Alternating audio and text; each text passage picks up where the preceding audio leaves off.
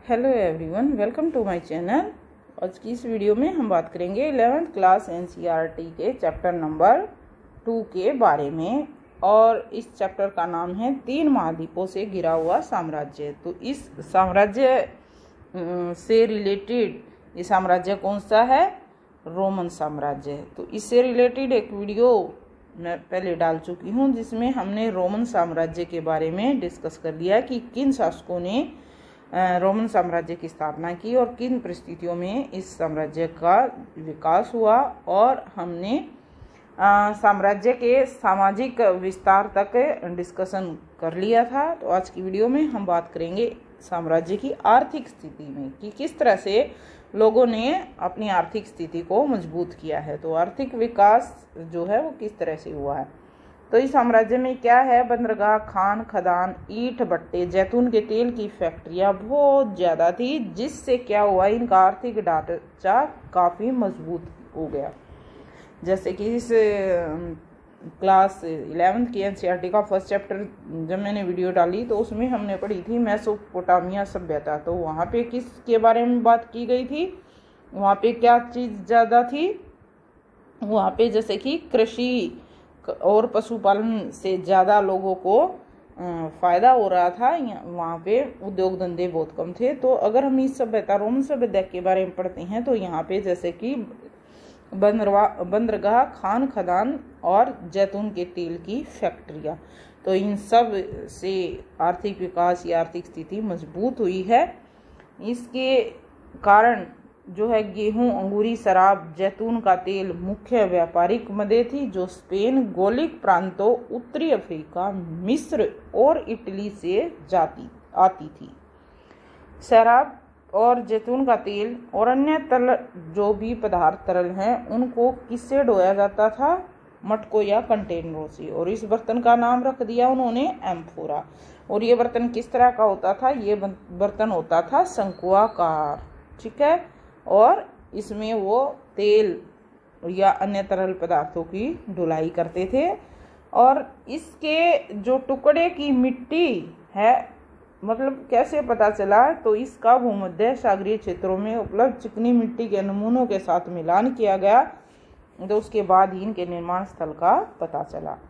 इस प्रकार स्पेन में क्या है? जैतून का तेल निकालने का उद्यम है 140 से 60 ईस्वी तक खूब फला फूला। उन दिनों जैतून का तेल जो है कंटेनरों, जैसे अभी हमने एम्फोरा नाम दिया है, ड्रेसल 20 में ले जाया जाता था। और इसके अवशेष हमें कहाँ मिले हैं? भूमध्य सागरीय क्षेत्र में अनेक उत्खनन स्थलों पे पाए हैं। जैसे कि अभी हमने भूमध्य सागरीय क्षेत्र में जो चिकनी मिट्टी है उन नमूनों के साथ मिलान करके ही हमें पता चला कि इनका निर्माण कहाँ पे होता था। अब भिन्न भिन्न प्रदेशों के जो जमींदार हैं और उत्पादन क्या करते थे, वो किस तरह से अलग अलग वस्तुओं का बाजार हथियाने के लिए आपस में लड़ते झगड़ते रहते थे, यानी कि उनमें होड़ लगी रहती थी। और तीसरी शताब्दी के अधिकांश भाग में उत्तर अफ्रीका के उत्पादकों ने महत्वपूर्ण स्थान प्राप्त किया। तो कौन से क्षेत्र के लोगों ने स्थान प्राप्त किया है? उत्तर अफ्रीका के। फिर 425 ईस्वी के बाद पूर्व ने उत्तर अफ्रीका के प्रभुत्व को तोड़ दिया और 5वीं से 6ठी शताब्दी में एगियन, दक्षिणी एशिया माइनर, तुर्की, सीरिया और फिलिस्तीन के व्यापारी अंगूरी, शराब और जैतून के तेल के मुख्य निर्यातक बन जाते हैं। तो किसका प्रभुत्व टूटा है? उत्तर अफ्रीका का। और उसका स्थान किसने लिया है? 5वीं 6ठी शताब्दी में ये लिया है एगियन, दक्षिणी एशिया माइनर, तुर्की, सीरिया और फिलिस्तीन के व्यापारियों ने। जबकि भूमध्य सागर के बाजारों में क्या है, अफ्रीका से जो कंटेनर जा रहे थे तो उनमें अचानक से कमी आ जाती है। वो इसका रीज़न यही है कि जो है उत्तर अफ्रीका का प्रभुत्व तोड़ दिया गया और उसका स्थान सीरिया, फिलिस्तीन के लोगों ने ले लिया। अब साम्राज्य के अंतर्गत बहुत से क्षेत्र अपनी उर्वरता के कारण भी बहुत प्रसिद्ध रहे हैं। ऐसा नहीं है कि सिर्फ इन्हीं चीज़ों का, जैसे कि इटली में कैंपेनिया और सिसिली, मिस्र में फैयूम, गैलीली, बाइजेकियम, ट्यूनीसिया, दक्षिणी गॉल, गैलिया, नोर्बोनेसिस और बायटिका दक्षिणी स्पेन में। तो इस तरह से लोगों ने क्या है, अपने आर्थिक स्थिति को मजबूत किया है। जैसे कि वहाँ पे उर्वरता भी बहुत ज़्यादा, ये क्षेत्र मैंने अभी अभी आपको बताए हैं। स्ट्रेबो और जो प्लिनी जैसे लेखक हैं वो ये बताती हैं कि ये सभी प्रदेश क्या है, घनी आबादी वाले सबसे धनी भागों में कुछ थे। ठीक है, तो बढ़िया किस्म की अंगूरी शराब जो है वो कैंपेनिया से आती थी। सिसिली और बाइजेकिम रोम को भारी मात्रा में गेहूं का निर्यात करता था। गैलीली में गहन खेती की जाती थी। स्पेन का जैतून का तेल स्पेन के दक्षिण में ग्वाइडल किविर नदी के किनारे बसी अनेक जमींदारियों से आता था। तो जैतून का तेल जो है, स्पेन का जैतून का तेल दक्षिण में किस नदी के, ग्वाडल क्वीर नदी के किनारे बसे जो अनेक जमींदार वहाँ पे जमींदारियाँ कर रहे थे, तो वहीं से आता था। रोम के क्षेत्र में अनेक बहुत बड़े बड़े हिस्से बहुत कम उन्नत अवस्था में भी थे। ये नहीं कि सारा क्षेत्र उन्नत था, कुछ अनडेवलप्ड भी थे। तो वो कौन से थे, जैसे कि नुमिडिया अल्जीरिया के देहाती क्षेत्रों में ऋतु प्रवास व्यापक पैमाने पे होता था। ऋतु प्रवास मीन्स जिस तरह का सीजन है तो उसी तरह के अकॉर्डिंग, जैसे अगर वर्षा ऋतु है तो वर्षा ऋतु में अगर ये एरिया जो है ऊंचे स्थान पे है तो वहाँ पे लोगों का बसाव या ऐसा क्षेत्र जो मैदानी है वहाँ पे ज़्यादा होगा, क्योंकि ऋतु के कारण, जैसे वर्षा ऋतु के कारण पेड़ पौधे जंगली जो भी फल फूल वो ज़्यादा मिलेंगे। चरवाहे या अर्ध यायावर जो लोग हैं अपने साथ अवन आकार की झोपड़ियाँ उठाए इधर उधर घूमते रहते थे। जैसे कि हमारे यहाँ हरियाणा में या भारत में उनको टेंट या तंबू कहते हैं। तो इस तरह की वो झोपड़ियाँ अपने साथ उठाए घूमते रहते थे। लेकिन उत्तरी अफ्रीका में रोमन जागीरों का विस्तार होने से खाना बदोशी जो चराए हैं उनकी आवाजावी, मतलब इधर से उधर भागना, वो नियंत्रित हो गया था। अब स्पेन में भी उत्तरी क्षेत्र बहुत कम विकसित और उसमें ज़्यादातर कौन सी भाषा बोली जाती थी, केल्टिक। और जो पहाड़ी की चोटियों पर बसे हुए गांव थे और उन गांवों को कैस्टेला कहते थे। भूमध्य सागर के आसपास जो है पानी की शक्ति का प्रयोग किस लिए किया जाता था, मिले चनाने में, स्पेन की सोने और चांदी की खानों में खुदाई के लिए किया जाता था। दूसरी ओर पहली शताब्दी में भारी बड़े जो औद्योगिक पैमाने हैं उन पे खानों से खनिज निकाले जाते थे, जो 19वीं सदी तक भी देखने को नहीं मिलते थे। ठीक है, उस समय सुसंगठित वाणिज्यिक और बैंकिंग व्यवस्था थी, धन का व्यापक रूप से प्रयोग होता था। देखो उस टाइम पे क्या थी, उनकी जो वाणिज्यिक और बैंकिंग व्यवस्था थी बिल्कुल संगठित थी। अब इस तरह से जो है उन्होंने अपनी आर्थिक स्थिति मजबूत करने के साथ साथ जो उन्होंने श्रमिक काम पे लगाए तो उन पे भी वो नियंत्रण रखते थे। तो एक इस तरह से भूमध्य सागर पश्चिमी एशिया में दासता की जड़ें, लोगों को दास के रूप में, दास वो होता है जो सिर्फ खाने के लिए काम करे, खाने के लिए ही काम करे, मीन्स मालिक की दया पे निर्भर रहे। तो उस टाइम पे कहाँ, भूमध्य सागर और पश्चिमी एशिया में बहुत ज़्यादा फैली हुई थी दासता। चौथी सदी में ईसाई धर्म ने राज्य धर्म बनने पर क्या किया, इस गुलामी प्रथा को कोई चुनौती नहीं दी थी। राज्य धर्म भी बना दिया, लेकिन कि धर्म से लोगों को कुछ फ़ायदा हो तो उससे कोई गुलामी को कोई फ़ायदा नहीं हुआ गुलाम लोगों को। उन दिनों दासों को किस तरह से पूंजी निवेश, जैसे कि अगर पैसा लगा रही हैं तो हमें क्या मिलेगा कि और ज़्यादा पैसा बनेगा, तो इसी तरह से दासों को भी वो पूंजी निवेश की दृष्टि से देखते थे। रोम के लेखक जो हैं उन्होंने जमींदारों को उन गुलामों का इस्तेमाल न करने की सलाह दी जहाँ फसल कटाई के लिए बहुत बड़ी संख्या में आवश्यकता हो और जहाँ स्वास्थ्य हो, अथवा जहाँ स्वास्थ्य हो मलेरिया जैसी बीमारियों से नुकसान पहुँच सकता था। उच्च वर्ग के लोग दासों के प्रति क्रूरतापूर्ण व्यवहार करते थे। ये तो जैसे कि समाज का नियम बना हुआ है, लेकिन साधारण लोग उनके प्रति सहानुभूति रखते थे, क्योंकि वो इसलिए था, साधारण लोग उनके प्रति सहानुभूति इसलिए थे दासों के, क्योंकि वो भी सामान्य लोग थे और जो ये उच्च वर्ग के लोग हैं वो उनके साथ साधारण लोगों के साथ भी बुरा व्यवहार कर सकते थे। पहली शताब्दी में क्या हुआ, शांति स्थापित होने के बाद दासों की आपूर्ति कम होने लगी और दास श्रम का प्रयोग करने वालों को दास प्रजनन या वेतन भोगी मजदूरों का ही सहारा लेना पड़ा। तो ये वेतन भोगी मजदूर और दास प्रजनन कैसे, उनके लिए कि जो ये मजदूर हैं ये सस्ते थे, उससे आसानी से उन्हें छोड़ और रखा जा सकता था।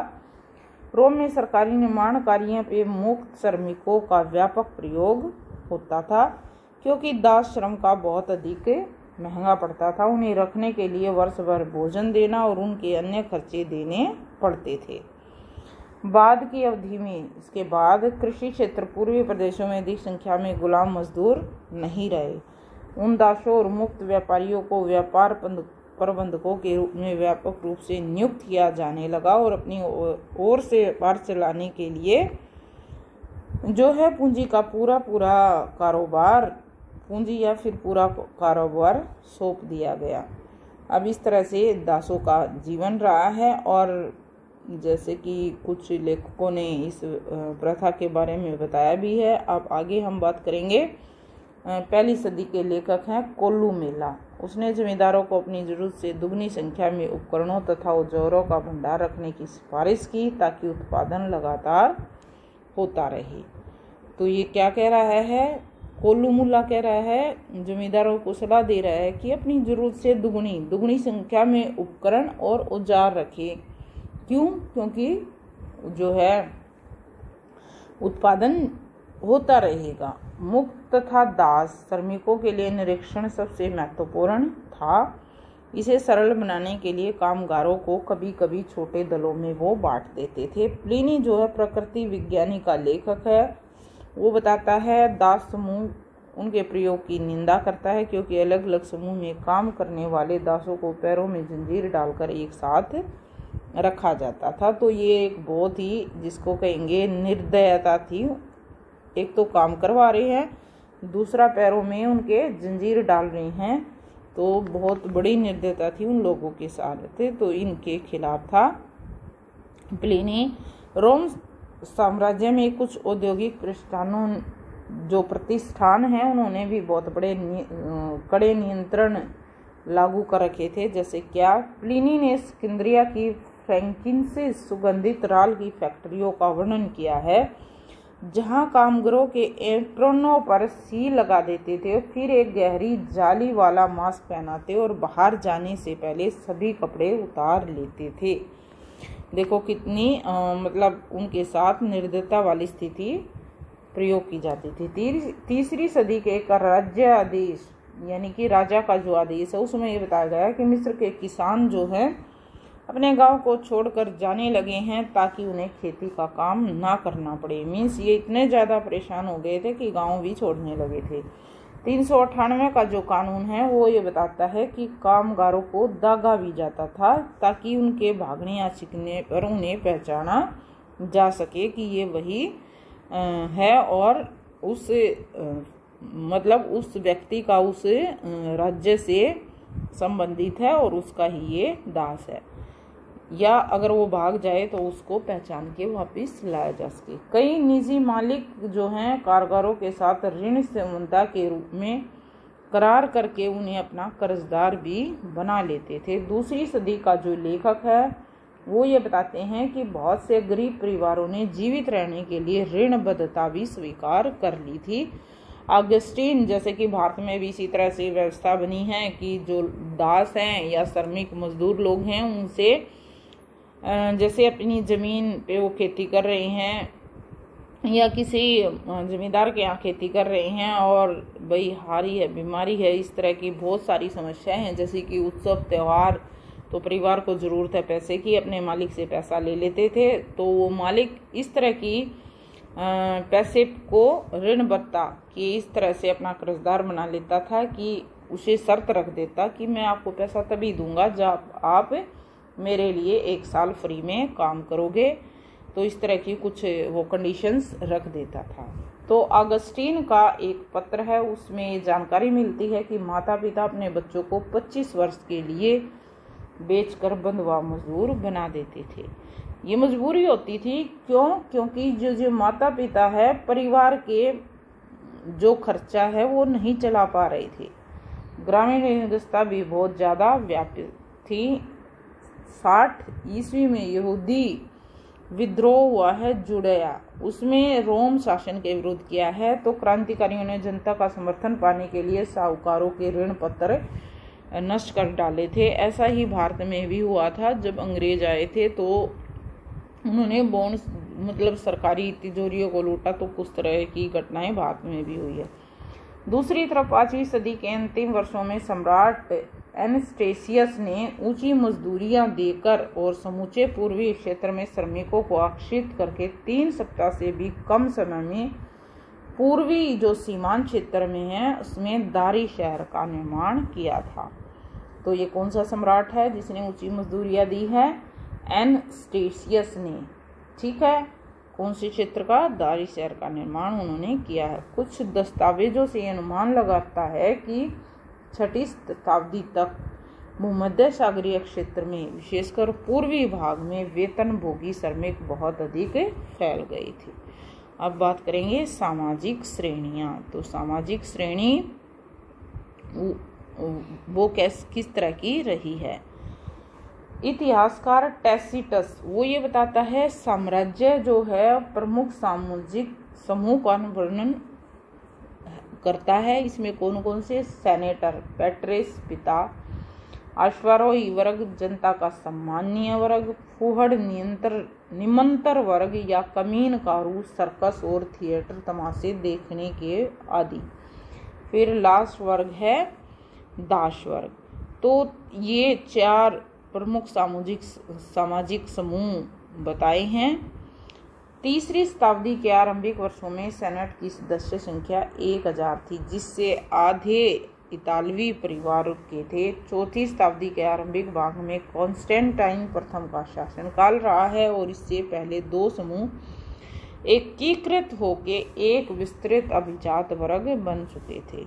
अब इसमें कुल परिवारों में से आधे अफ्रीकी तथा पूर्वी मूल के थे। यह वर्ग कैसा था? अधिक धनवान था, परंतु कई तरीकों से सैनिक सम्भ्रांत वर्ग से ये कम शक्तिशाली बताया गया है। धनवान तो था लेकिन सैनिक वर्ग से शक्तिशाली नहीं था।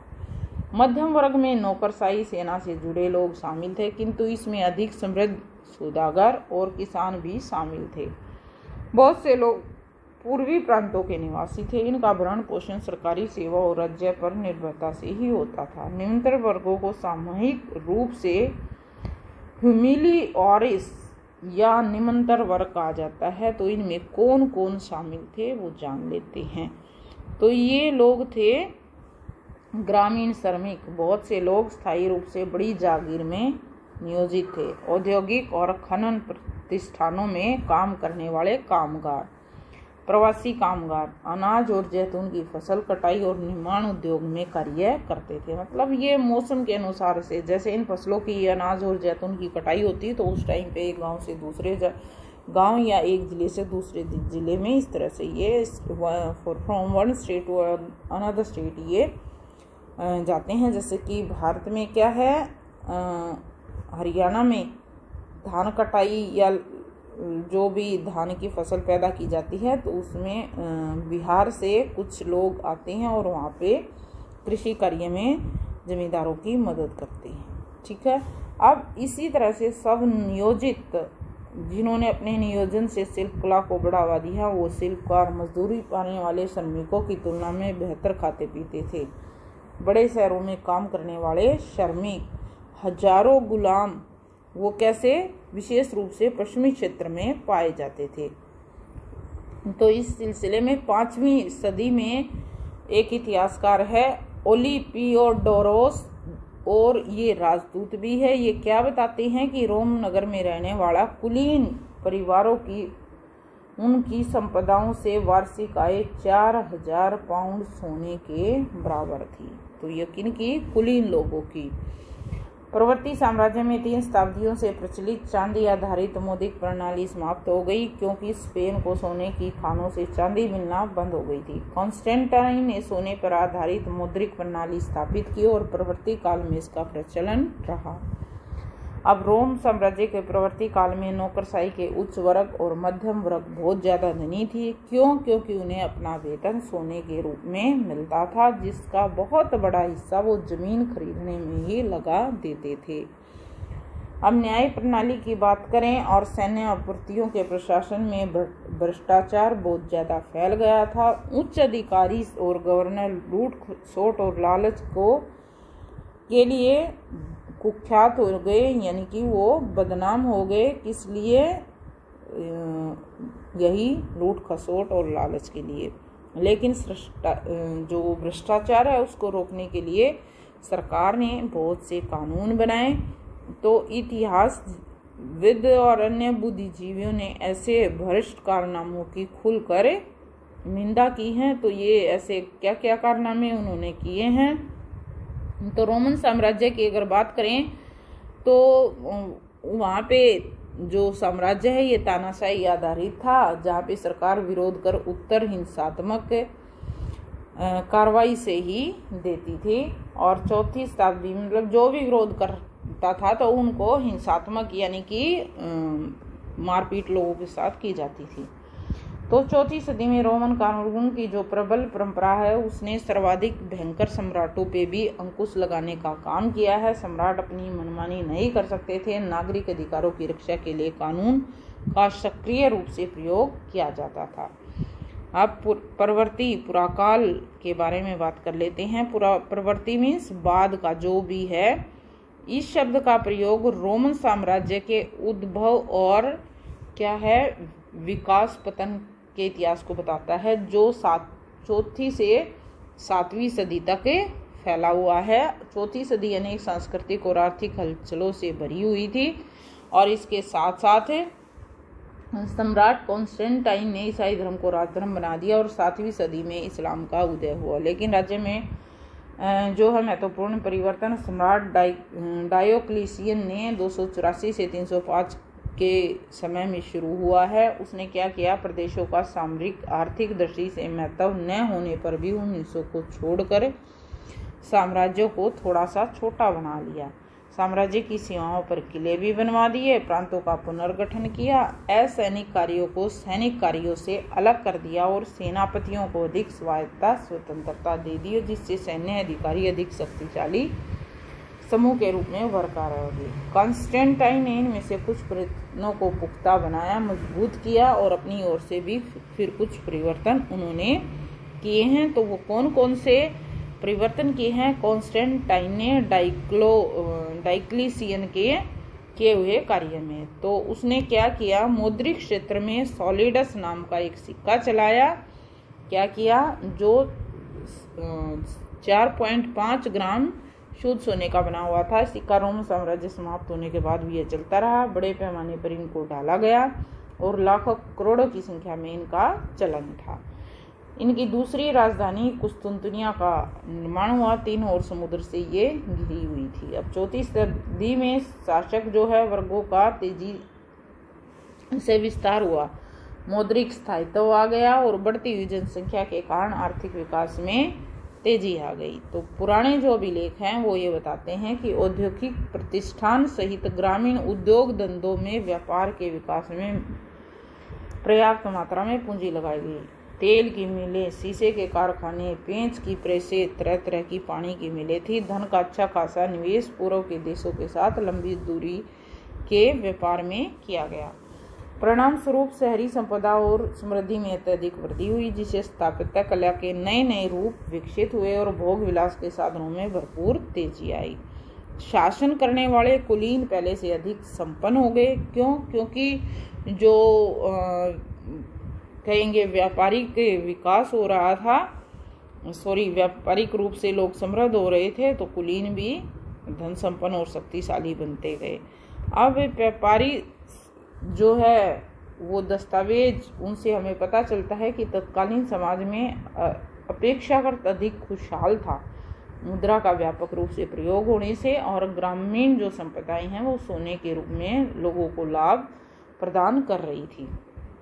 अब यूनान और जो रोमवासी हैं उनकी पारंपरिक धार्मिक संस्कृति बहुत देववादी थी। ये लोग जुपिटर, जुनो, मिनर्वा और मार्स जैसे अनेक रोमन, इतालवी देवों, यूनानी और पूर्वी देवी देवताओं की पूजा के लिए साम्राज्य भर में हजारों मठ, मंदिर और देवालय इन्होंने बनाए। तो बहुत बड़ा हिस्सा जो रोमन साम्राज्य का वो यहूदी धर्म में था और उसमें जो अलग अलग विविधताएं थी। 4वीं और 5वीं शताब्दी में साम्राज्य का ईसाईकरण एक क्रमिक और जटिल प्रक्रिया के रूप में हुआ है। ईसाई धर्म प्रचारकों ने बहुदेववादी के धार्मिक रीति रिवाजों का लगातार विरोध निंदा करने पर पश्चिमी प्रांतों में बहुदेववाद तुरंत गायब नहीं कर पाए। 4वीं सदी के बाद भिन्न भिन्न धार्मिक समुदायों के बीच में सीमाएं कठोर और गहरी हो गई, क्योंकि शक्तिशाली जो बिशप हैं उन्होंने अपने अनुयायियों को कह दिया कि वो कड़ाई से धार्मिक विश्वासों और रीति रिवाजों का पालन करने का पाठ लागू करे जनता में, आम पब्लिक में। पूर्वी भागों में जनता में आम खुशहाली अधिक फैली आबादी जो है 6वीं सदी के मुख्य भाग तक बढ़ती रही, और जबकि यहाँ पर प्लेग महामारी के कारण 540 के दशक में संपूर्ण भूमध्य सागरीय प्रदेश प्रभावित हो गया था।